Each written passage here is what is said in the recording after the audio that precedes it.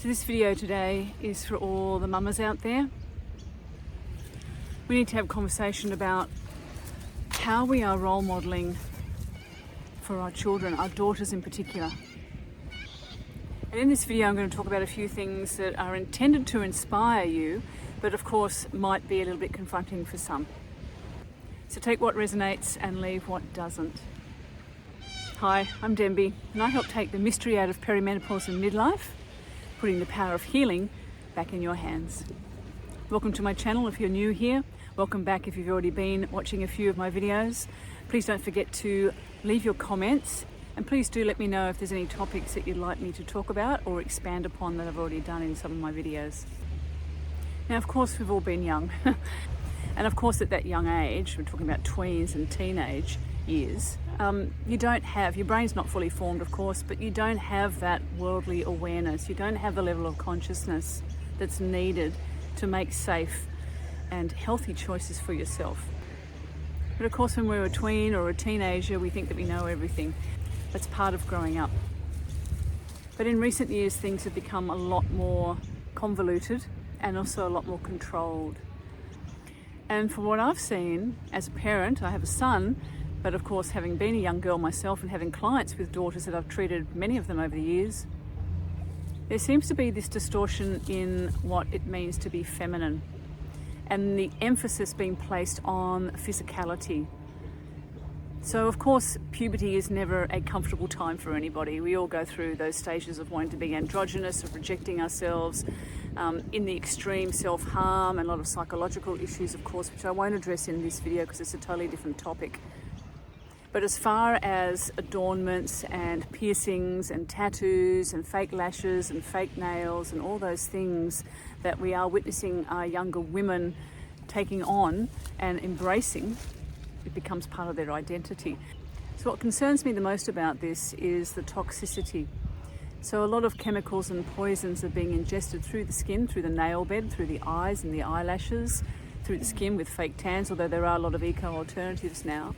Certainly with a lot of medications, that creates an accumulation of toxicity in the body. And what this does is disrupt hormones. So it's really important, mothers, for you to realise that whatever your daughter is ingesting, and I'm not just talking physical here now, of course, emotionally, the energy that she's around in the household, what's happening at school, how she's feeling about herself, and her body, of course, her relationships, her new, first love, those sorts of things, and just the unfamiliarity of deep emotional connection with friends as well as potential partners. There's a lot going on. So with all of those products, there are obviously a lot of chemicals that are being ingested through the skin. So through the eyelashes, the nail bed, skin products as well, cosmetics. And obviously, I've had tattoos and piercings as well. It's funny because I actually had a belly button piercing in my early 20s, and 3 times it kept pushing itself out of my navel. And I took that by the 3rd time as a sign that my body was rejecting it, and I didn't put it back in. I have a couple of small tattoos, but have since realised as I've gotten older that actually really disrupts your immune system, and your body will spend the rest of your life trying to clear your system of those inks. So whilst they may look beautiful and they may mean something to you personally, and I'm certainly not telling you whether to get a tattoo or to stop doing that, just be mindful that everything that we put on and in our body has an accumulative effect. So every medication, every Panadol, every one of these, everything that we put on our eyes, on our skin, that we ingest, that we put on our nails, that is disrupting our hormones. And of course, sugar. So that's just something that it's synonymous with teenagerhood, of course. Everybody loves to drink their fizzy drinks and have their sugar hits and those sorts of things. And when we add things like the contraceptive pill and other forms of contraception, then that again is another distortion of the feminine, not just physically, but also energetically.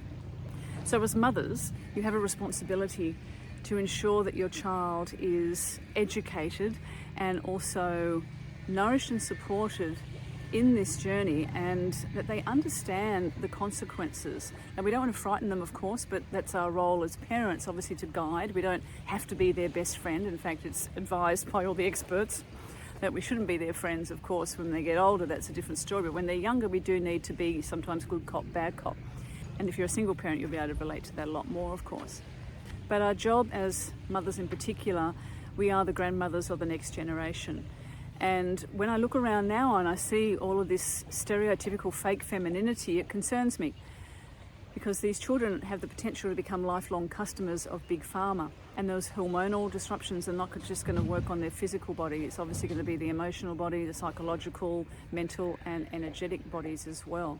How they feel about themselves, how intimately connected they are about themselves, or their self-love and their self-care, what they take into their their early relationships and what might start to form the foundations of relationships in general, how they approach the whole masculine and feminine dynamic inside themselves as well as with partners. So there's a lot at stake here. And the mainstream narrative is always going to suggest reliance on external authority. We should know that by now, particularly those of you who are more alternative, which is actually original medicine to me, minded, and that you're already thinking along those lines and also practicing using herbs, using natural supplements, doing all the things that you perhaps remember from your grandmothers, the old wives' tales. There is power and magic and deep healing in all of those ancestral remedies and in all of course, the earth-based practices, all the shamanic practices.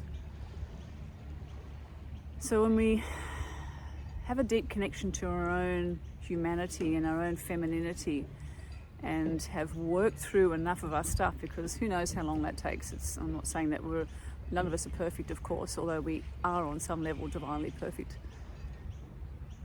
But we're works in progress, so we're constantly working on ourselves, and as when you become a parent, that all of your own flaws come right up to the surface of your own consciousness and awareness.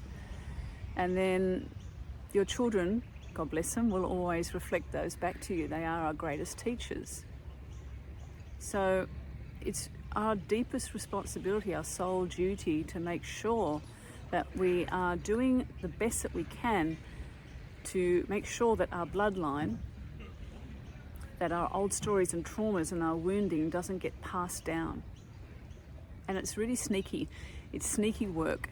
It's tricky, because if we can't identify our own wounds within ourselves as mothers, then we're going to start acting out and playing out and being more reactive than we may like. And as you know, being a mother, especially when babies, when they're around about toddler age, they are like sponges. They see and feel and sense everything, and they don't have the awareness to process those things, those sensations they feel in their body. But that all gets stored away. That all gets sealed into the cells of their being, and that will be, that'll come up at a different time later when something else triggers through an experience that they're moving through. And it becomes a belief system or an inner dialogue, a behaviour, a pattern, which is not ideal, that is not nourishing and supporting for them. So encouraging your children to be individuals and to look at their stuff and teaching them how to do that, as you may be also teaching yourself at the same time, or reminding yourself. And it's always the longer, slightly more arduous route than the quick fix, give me this, so we can feel better and move on with our day. And I get that. I've had phases of that in my life as well, where you've just needed to soldier on and get stuff done. But as I've grown older, and through my work and through my own relationships and my own journey with constantly processing how I have been mothering and how I have been mothered, and how perimenopause in particular brings up your mother wound. And I've done a video on that. You can check it in the description box below. It's one of the things that a lot of people don't talk about. It's like when we go into the birthing space, all of our unresolved stuff comes up in that intense, vulnerable space. And parenting and motherhood, parenthood, because men go through this in their own way, of course, but with women, that comes up in quite unexpected ways. So when you see your daughter, perhaps, for example, doing things that trigger you or that remind you of what you did when you were younger, that's an opportunity for a conversation, of course, but also to go and sit more concertedly with your own emotions and what you're holding in your own body, and to notice what you're role modeling for yourself as well as the rest of your family.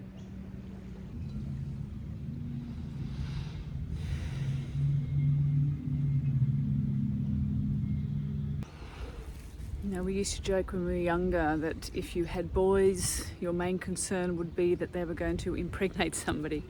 And if you had a girl, one of your main concerns was that someone was going to impregnate her.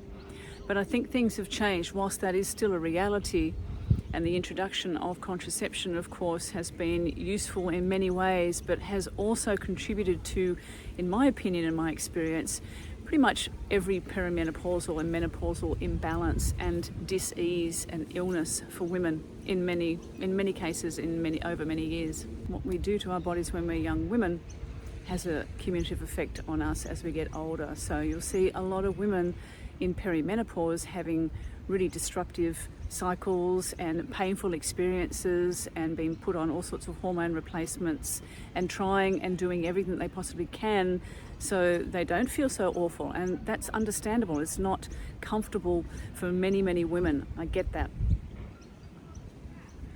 But we need to also take responsibility for the things that we do to ourselves and to recognise that there are consequences with every sort of intervention that we do give permission to receive and that we also take ourselves voluntarily.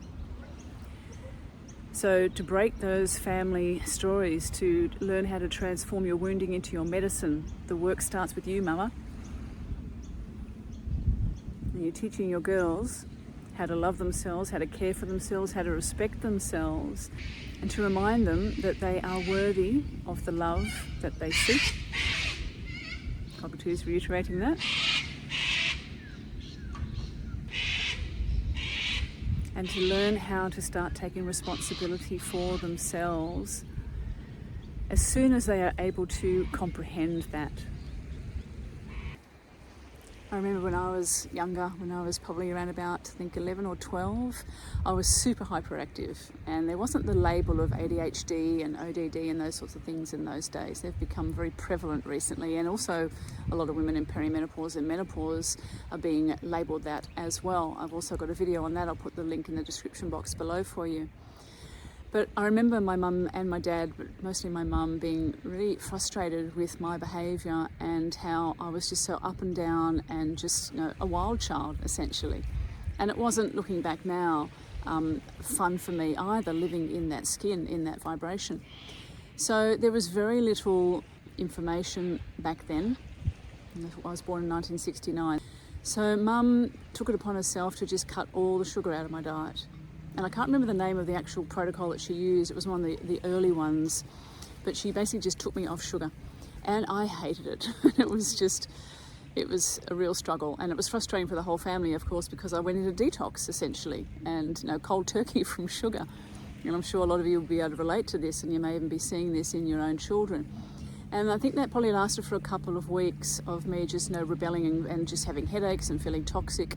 And then I came good, and it was just such a massive change. And it wasn't even that I was being diagnosed with anything in particular, but that makes total sense to me knowing what I know now.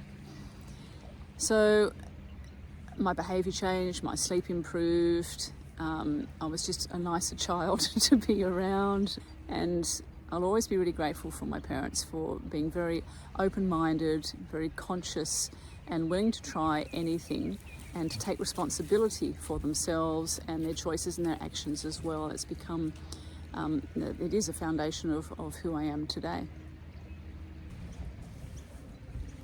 And it's interesting to feel into, the energetic behind sugar, of course, and the history behind sugar as well, how it was introduced into white mainstream culture, not just as something to enhance taste, but to create addiction.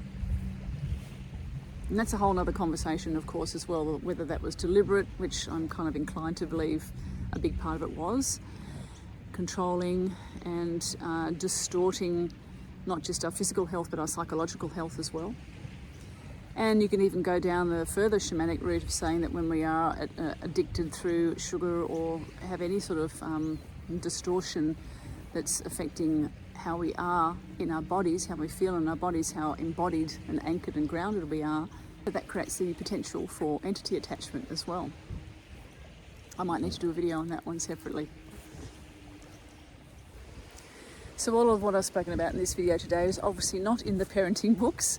I might have to redo that with quite a lot of additions according to conversations I've been having with different parents over the years.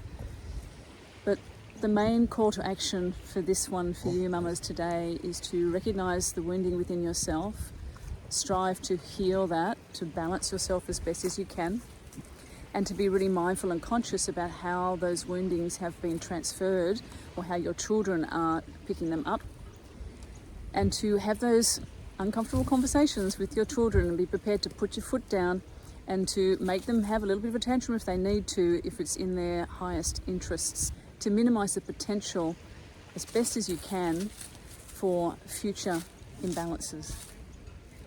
I'd love to hear your thoughts, so please leave them in the comments, and if you feel like you need some support, please reach out to me as well on the website.